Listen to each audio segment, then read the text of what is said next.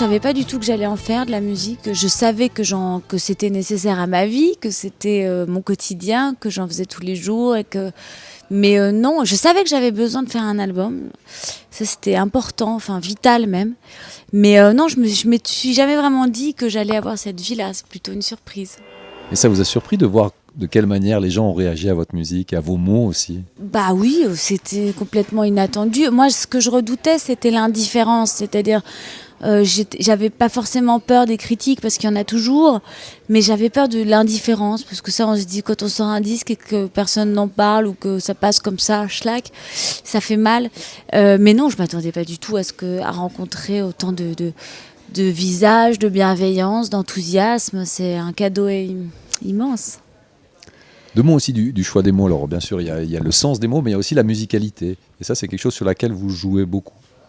Bah, c'est ça qui est drôle dans la langue française, c'est pour ça que j'écris en français, parce que c'est la langue que je maîtrise, avec laquelle je peux jouer, qui justement peut être musicale. Tout le monde dit que le français c'est pas musical, mais ça peut l'être.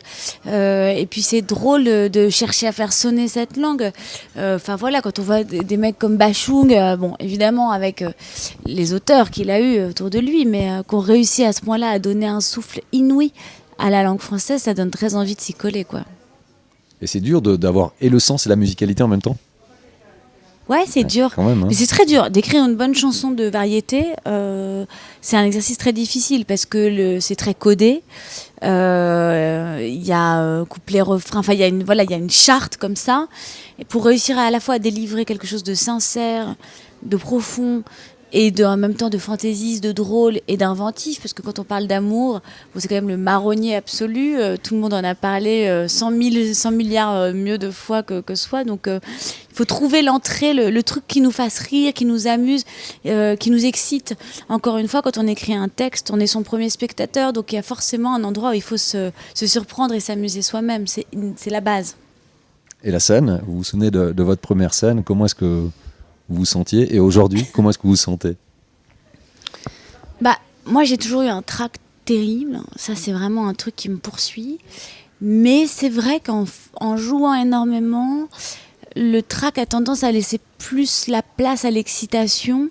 Et comme j'ai joué pas mal cette année, beaucoup quoi, il y a un truc un peu comme un artisan, on se met un peu à maîtriser un peu mieux les techniques, etc. Donc j'appréhende moins les concerts en me disant j'espère que je vais réussir à mettre la bonne note là, ou plus en me disant j'espère que ce soir je vais réussir à lâcher un truc que j'ai pas réussi à lâcher, ou à vraiment m'éclater, ou à m'abandonner.